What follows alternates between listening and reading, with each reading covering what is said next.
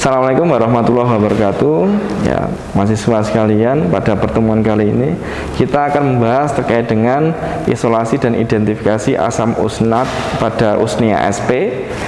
Tujuan praktikum pada hari ini yaitu mahasiswa mampu melakukan dan memahami terkait dengan isolasi dan identifikasi asam usnat dari usnia SP. Nah, di sini adalah seperangkat alat untuk sukretasi. Di sini ada kondensor ya. Kemudian di sini ada pipa yang tujuannya untuk di sini sampel ya. Nanti ada selongsong sampel di sini. Kemudian di sini ada labu alas bulat dan di sini tetap ada heating mantle. Jadi memang prinsipnya adalah senyawa yang tahan terhadap pemanasan itu yang direkomendasikan untuk menggunakan alat tersebut atau alat sukretasi ini.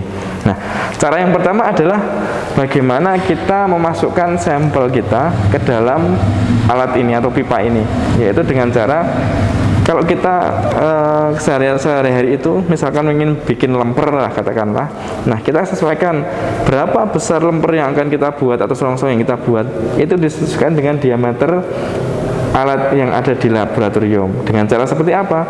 Nah, sebelumnya ini katakanlah ini belum saya ini ya tali ya, atau jadi masih kita buat seperti selongsong itu kita masukkan. Nah, di sini kita bisa ukur berapa diameter selongsong yang harus kita beri atau kita susun di sini seperti itu. Nah, itu ini menunjukkan diameternya.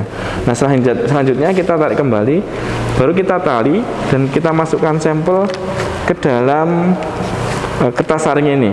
Nah, selanjutnya ketika sudah kita masukkan sampel, baru kita lakukan ini ya, pembungkusan untuk di bagian atasnya dengan melakukan ditali dengan bisa menggunakan tali biasa, yang penting tidak mudah leleh seperti itu.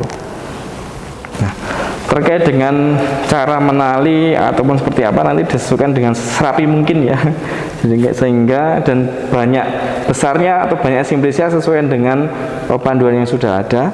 Selanjutnya kita pasang untuk kondensornya ke atas seperti ini. Nah, kemudian untuk menambahkan pelarutnya bisa kita menggunakan corong, kita masukkan ke dalam, kita pasang seperti ini, kemudian baru kita alirkan. Nah, kita masukkan pelarut yang akan untuk sukretasi ke dalam sampel seperti ini. Nah, ini terhitung satu sirkulasi tadi ya, sudah ke bawah kan tadi, kemudian tambahkan lagi. Nah, terhitung 2 sirkulasi sampai pokoknya pelarut di sini sudah bludak 2 kali ke bawah seperti itu. Kemudian kita pasangkan kondensornya, tunggu sampai pelarutnya benar-benar sampai ke bawah semuanya. Nah, selanjutnya kita nyalakan air dari kran. Nah, nanti arah alirannya adalah dari bawah menuju ke atas. Jangan sampai terbalik, karena kalau terbalik itu nanti di seluruh pipa kondensor ini tidak akan terpenuhi oleh air. Jadi dari bawah ke atas. Kalau misalkan dari atas ke bawah, pasti dan dipastikan nanti pipa pasti tidak akan terisi penuh, sehingga proses kondensasi tidak optimal. Nah, selanjutnya kita nyalakan heating mantle-nya pada suhu tertentu. Nah, dijaga sampai suhu ini ya, sampai nanti terbentuk ini di sini nanti di labu alas bulat ini pelarut akan menguap, kemudian naik ke sini dan terkondensasi, nanti akan netes turun ke sini sampai memenuhi sampel dan akan terjadi banjir ya, misalkan penuh banjir. Nah, nanti sampai larutan di sini sampai habis itu terhitung 1 sirkulasi. Nah, nanti proses sukretasi itu dilakukan sampai proses 2 kali sirkulasi atau 3 kali sirkulasi sudah cukup. Bisa dipastikan senyawa yang ada di simplisnya sudah tersari sempurna. Nah, ini teman-teman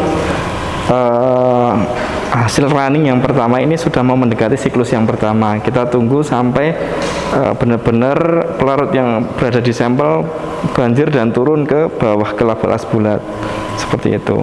Yuk kita tunggu, saksikan sebentar lagi. Ini nanti bentar lagi sudah penuh. Nah, ini terhitung ketika sudah ada penurunan sampel ini, itu terhitung 1 siklus. Nah, untuk praktikum kali ini kita membutuhkan 2 siklus, sehingga kurang 1 siklus lagi. Kita tunggu dulu sampai benar-benar nanti penuh lagi dan akan banjir dan ke bawah. Nah, ini kita tunggu sampai benar habis. terlebih dahulu. Ya. Nah ini teman-teman, ini kita tunggu kembali. Jadi nanti pemanasan ini fungsinya adalah untuk menguapkan kembali pelarutnya, sehingga yang naik zat aktif yang tadi sudah tersaring dan turun ke bawah labu alas bulat itu akan tersimpan di labu alas bulat saja, tidak mengikuti pelarut yang menguap kemudian mengisi di bagian sampel. Nah, tapi zat aktif akan tertinggal di labu alas bulat. Oleh karena itu penggunaan sekretasi ini sangat cocok dengan ciri-ciri senyawa aktif yang tahan terhadap pemanasan dan atau stabil terhadap pemanasan seperti itu.